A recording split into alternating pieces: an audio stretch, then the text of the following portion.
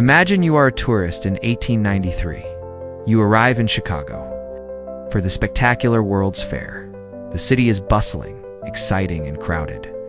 You need a place to sleep. You find a magnificent new hotel on the corner of 63rd Street. It looks like a castle. The owner, a handsome and charming doctor named H. Holmes, greets you at the front desk, smiles, takes your luggage, and gives you a room on the second floor. You go to sleep, exhausted, but in the middle of the night, you wake up.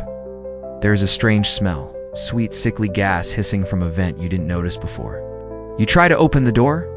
It's locked from the outside. You scream, but the walls are soundproof. The last thing you hear is footsteps in the hallway.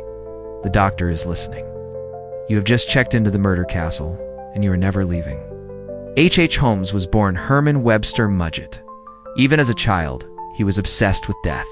He used to trap animals and perform surgery on them. He was brilliant, charming, and a pathological liar. He graduated medical school by stealing cadavers, dead bodies, and disfiguring them to commit insurance fraud. In 1886, he arrived in Chicago, got a job at a pharmacy, and mysteriously, the original owner of the pharmacy vanished, leaving Holmes in charge. With the money he stole and scammed, he started building his masterpiece across the street. He hired and fired construction crews every few weeks.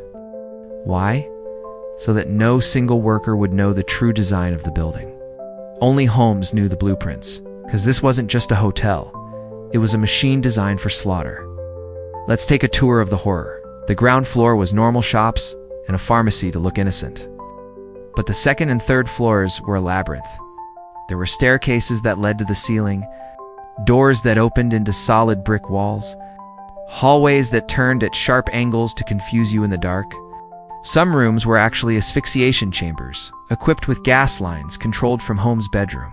He could kill a guest without even getting out of bed. There was a giant metal vault, supposedly for storing money. But he used it to lock victims inside and let them suffocate slowly. And then there was the basement. The bodies were dropped down a secret chute, a large slide directly to the cellar. Down there, Holmes had a dissection table, vats of acid to dissolve flesh, and a crematorium to burn the rest. He would then take the clean skeletons and sell them to medical schools. He literally turned his victims into profit. Holmes didn't just kill strangers, he killed people who loved him. Minnie Williams was a wealthy heiress who fell in love with Holmes, convinced her to transfer her property deed to him. Then, he invited her sister, Nanny, to visit. Nanny wrote a letter to her aunt saying, "Brother Harry says we will go to Europe soon." It was the last letter she ever wrote. Holmes took them to the vault. He asked Nanny to go inside to get something. Then he slammed the heavy iron door shut. Minnie heard her sister screaming and banging on the metal. Holmes then killed Minnie too. He buried their bodies in the basement floor, pouring quicklime over them to speed up decomposition. The next day, he walked around the hotel wearing Minnie's gold watch chain. Holmes was eventually caught, not for murder, but for insurance fraud in another state. But when police in Chicago investigated his castle to look for evidence, they vomited at the smell. They found the acid vats. They found the dissection table covered in dried blood. And they found personal items, a child's shoe, a bloody dress, and hundreds of bone fragments. The press went wild, called it the Castle of Horrors. Holmes confessed to 27 murders, but experts believe the number could be up to 200, he claimed.